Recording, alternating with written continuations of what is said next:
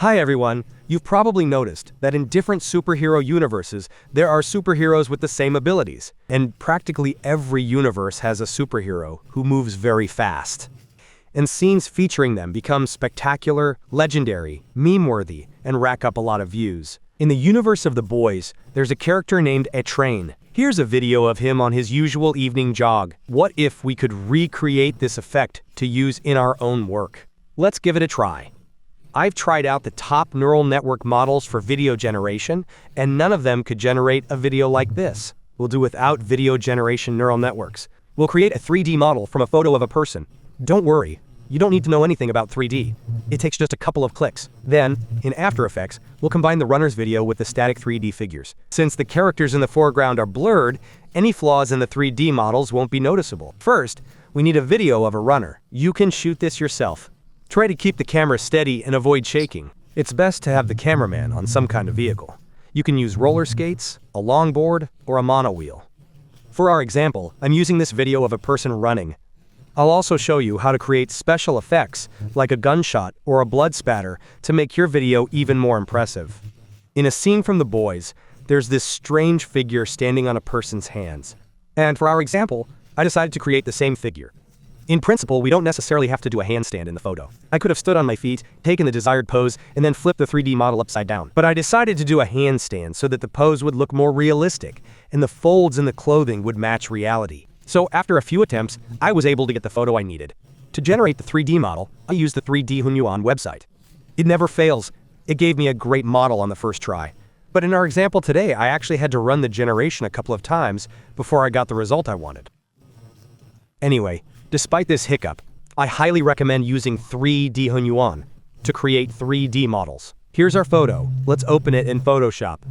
For generating a 3D model, it's best to have a solid color background. But the model is so good that it doesn't necessarily need a solid color background. We'll remove the extra parts so that the frame contains only the character we want to turn into a 3D model. This background is perfectly fine. Name this file, save it to your computer in JPEG format, and close Photoshop. Now open your web browser and go to the Tencent Hunyuan website. Here you can select English, so there are no Chinese characters. I'm already logged in, and every day I get 20 free generations that I can use. The process is very simple. Upload your photo. The photo is being analyzed. The best settings are already selected here. You can choose the geometry and texture right away.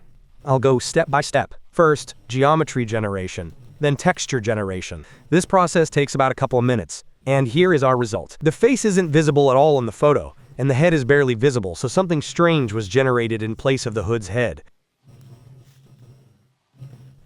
Some kind of mohawk instead of a hood. I don't really like this, since we generated this model. I'll finish it up now, save it, and then try other generations.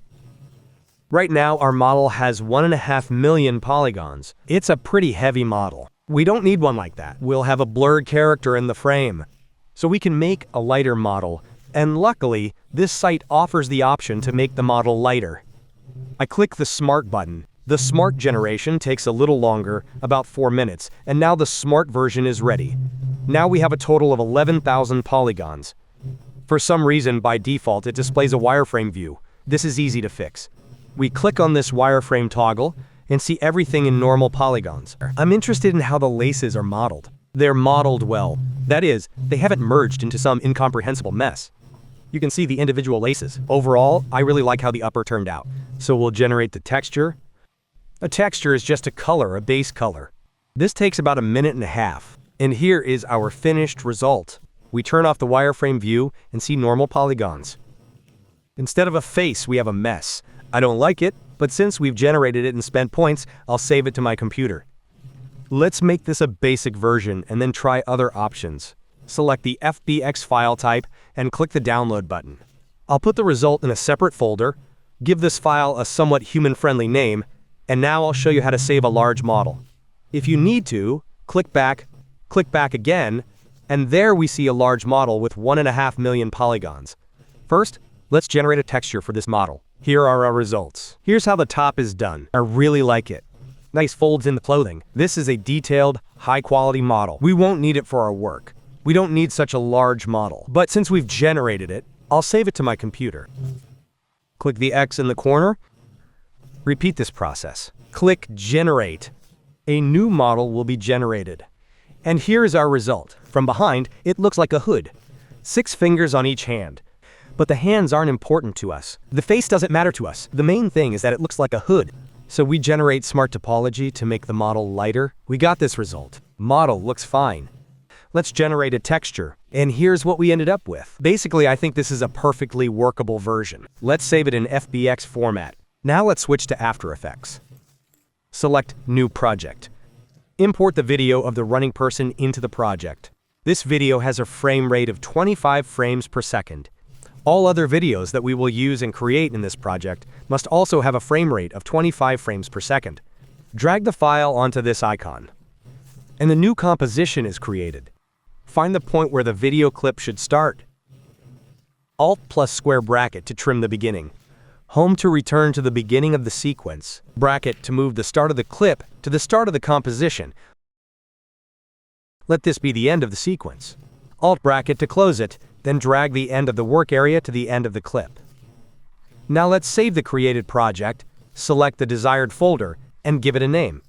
Now we'll add a 3D character here. We'll add it using the Cinema 4D Light plugin, installed in After Effects. And here we have, you can create a Maxon Cinema 4D file. I have the full version of Cinema 4D installed on my computer, so a new Cinema 4D file is created. If you don't have Cinema 4D installed, After Effects comes bundled with Cinema 4D Lite, so you'll likely see Maxon Cinema 4D Lite here. Click, select a location on your computer, and name the project file. Save. A new object will appear here in the project window. The Cinema 4D project will open, and the Cinema 4D program will launch. Working with After Effects and Cinema 4D together takes up computer resources, so the process isn't very fast. Here we have this entity, the Cinema 4D project.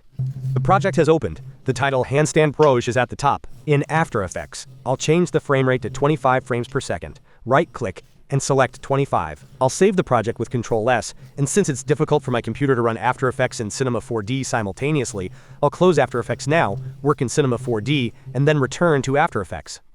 Let's locate our 3D model on the computer. The Handstand O2 file. I'll drag the FBX file into the Cinema 4D project window. Okay, note that the Handstand Proj project has closed, and the file name now says Handstand FBX. Now we'll make a few edits and drag it into the Handstand Proj project, which is linked to After Effects. Here is our model. In the object list, select this model and drag it higher. Now he is standing on the ground. The object appears gray. Open the materials in the materials panel, Shift plus F2. Here is the material for our object. I double-click. We're using 3 maps: color, reflectance, and the normal map. Uncheck the reflections map. Now the object looks exactly as we generated it. I press Shift plus F2 to close the materials panel. Now we can edit this model if we want to change anything. For example, I want to reduce the size of this lace. It's too big. I switch to vertex edit mode. Select the desired part of the model. Change the axis orientation relative to this part of the model. Deselect axis editing and switch to scale mode. I scale down this specific part of the model. I scale it down in width and length and move it higher. Now the laces look better. That long protruding nose is annoying me. I want to get rid of it too. I select the points related to the nose. I adjust the scale. I flatten them into a plane. I rotate and move them so that the nose doesn't stick out beyond the face. Now, when we look at this character from behind, most likely nothing will stick out. The fact that we have 6 fingers on each hand isn't a problem either. The hands don't fit in the frame. Our model is ready. Open the Cinema 4D project file we created for After Effects. Here it is, an empty project. I select the character. Ctrl+C. Switch to Handstand Proj. Ctrl+V. When pasting, we lost the path to the materials. Double-click or the color map. Find the desired map. A folder with maps has appeared next to the FBX model. Select the color map. And I also load the normal map in the same folder. Here it is, the normal map. Now the colors have been restored. I open the project settings. FPS, frame rate set to 25. In After Effects, this will simply appear as a layer. And all the movement we apply to this object is done in Cinema 4D. So I'm adding a new camera. I click on this icon. The camera appears. For this camera, you can immediately set the focal length to 50. Right now, we're viewing from the default camera. Here is the camera we created.